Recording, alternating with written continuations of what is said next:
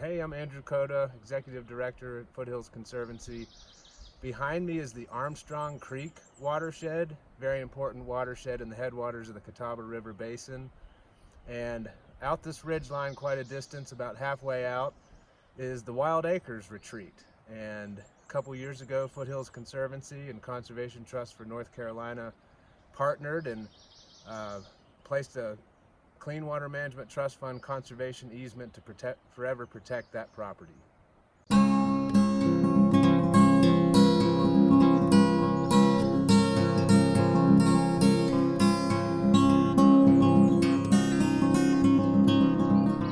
All right, so we're here on the crest of Woods Mountain and a very dry, rocky spot.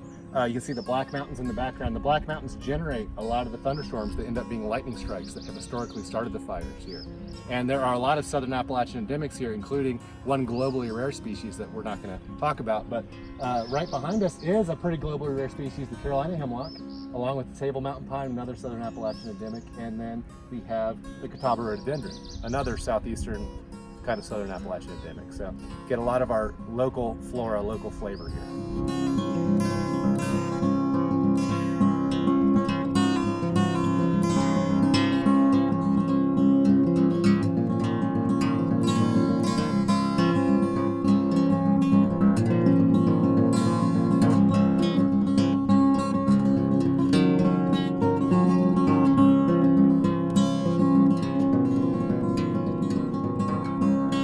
Most people may not realize, but the southern Blue Ridge have probably more old-growth forest than almost any other part of the eastern U.S. About 3% of this landscape probably escaped logging.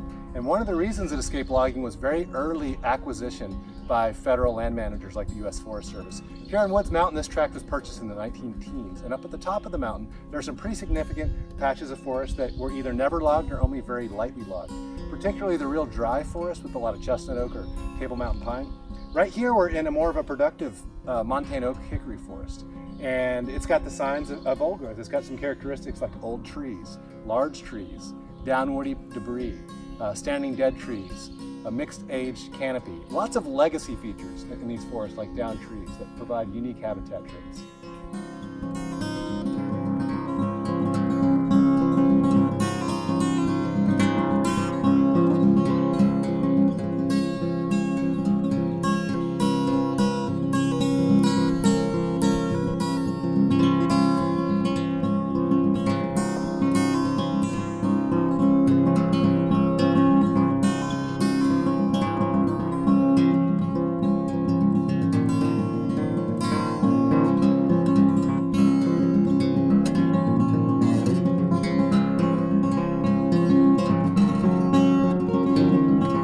So here we have an uncommon shrub in the southern Appalachians. This is horse sugar or sweet leaf, which likes fire and is pretty uncommon here, a beautiful little plant.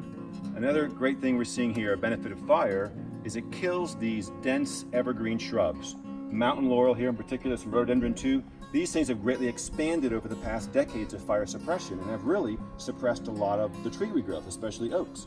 So by burning these forests, you can see it has really thinned out the mountain laurel in here, which used to be so thick you couldn't see more than 50 feet through here, and made it virtually impenetrable and unmanageable. This has created a much more open forest, much more diverse ground cover, all these fire-dependent species coming up now, because we don't have that dense year-round shade of these evergreen shrubs here all the time. All right, so we're standing here on the fire line for this prescribed controlled burn they did. And you can see a stark difference over here to my left.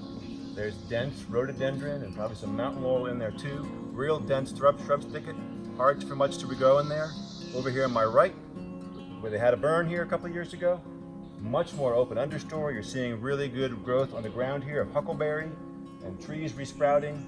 A lot more fresh growth coming up, which makes for much better wildlife forage. It also allows for a more diverse mix of species to come up, as opposed to over here. You got a very kind of monotonous understory of the heath, the mountain laurel, and the rhododendron.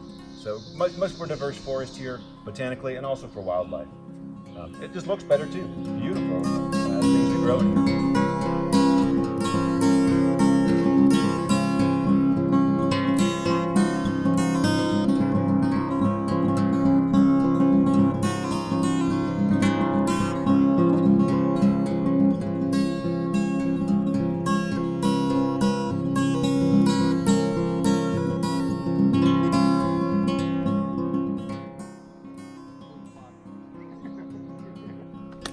right, so we're in this quite old, pretty diverse oak forest here on Woods Mountain, and this is a popular medicinal plant in the Appalachians. It's known locally as Angelico. You might have heard of Angelica. This is Angelico, or Appalachian Osha. It's in the carrot family. You don't want to harvest this without knowing what you're doing because there are some deadly lookalikes. But it's a very cool plant with a nice fragrance, and it's used a lot as a kind of a cold remedy. So we're checking out here some heartleaf. It's in the genus Hexastylus. It's related to Dutchman's pipe. And this is a very diverse genus in the southern Blue Ridge. We've got like a dozen species. This is the large flowered heartleaf.